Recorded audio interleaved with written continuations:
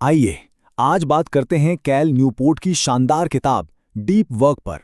यह किताब एक बहुत ही सादा लेकिन गहरे सवाल का जवाब देती है। इस शोर और खलफशार से भरी दुनिया में असल काम यानी गहरा काम आखिर किया कैसे जाए। अच्छा, तो शुरू ही एक चुपते हुए सवाल से करते हैं। क्या हर वक्त मसरूफ नजर आना और असल में कुछ बामानी करना, क्या ये एक ही बात है?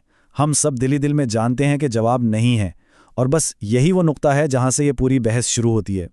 और बस यही सवाल हमें ले जाता है काम की दो बिल्कुल अलग अलग किस्मों की तरफ।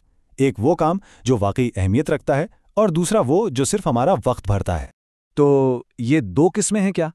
एक तरफ है डीप वर्क यानी मुकम्मल यकसुई के साथ बगैर किसी भटकाव के अपनी जहनी सलाहियतों की इंतहा को छूना।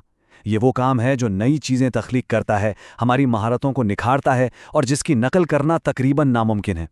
और दूसरी तरफ है शैलो वर्क यानी वो छोटे मोटे लॉजिस्टिकल काम जो हम अक्सर मल्टीटास्किंग करते हुए करते हैं, जैसे emails, meetings, social media scrolling.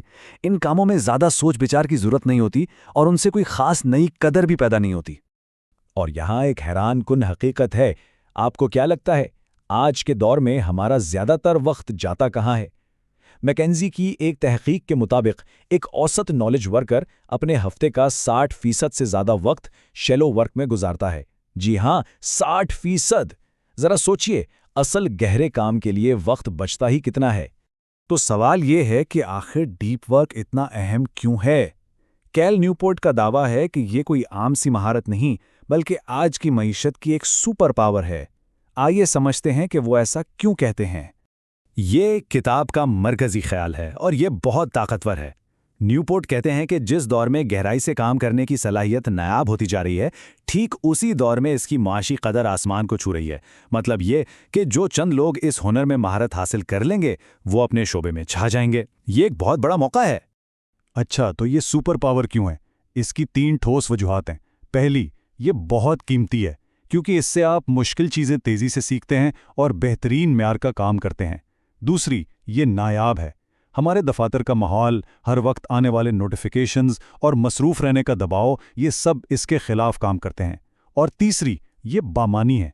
ये हमें अपने काम से एक गहरा ताल्लुक और इत्मीनान बख्शता है, जिसे माहिरीन फ़्लो की कैफियत भी कहते हैं।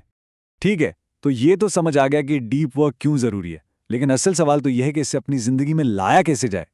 खुशकिस्मती से न्यूपोर्ट हमें इसके लिए 4 बड़े अमली उसूल भी बताते हैं। पहला असूल है गहराई से काम करें, और इसका मतलब सिर्फ कोशिश करना नहीं है, बल्कि बाकायदा अपनी ज़िंदगी और अपने मामूलात को उसके गिर्द ढालना है। उसके लिए वक्त और जगह मुख्तस करना है। और हाँ, हर किसी का तरीका एक जैसा नहीं हो सकता। आपको अपना अंदाज चुनना पड़ेगा।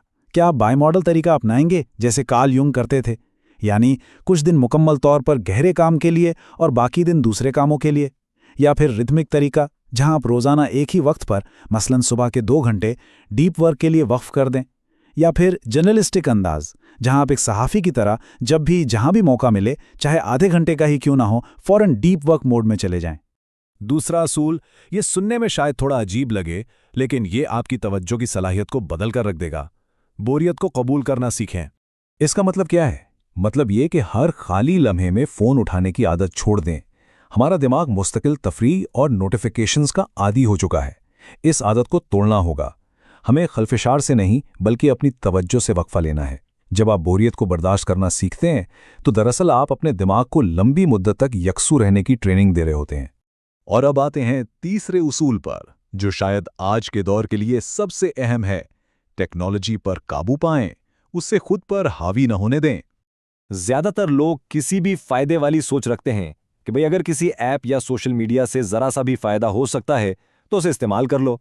न्यूपोर्ट इसके बजाय एक कारीगर की सोच अपनाने का मशवरा देते हैं। एक कारीगर अपने औजार बहुत सोच समझ कर चुनता है। इसी तरह किसी भी टूल को सिर्फ तब अपनाएं जब उसके फ़ायदे उसके नुकसानात यानी आपकी तवज्जो पर पड़ने वाले मनफी असरात से कहीं ज़्यादा हों। इसका मतलब है बहुत सी ऐप्स और सोशल मीडिया को बेरहमी से अपनी ज़िंदगी से निकालना।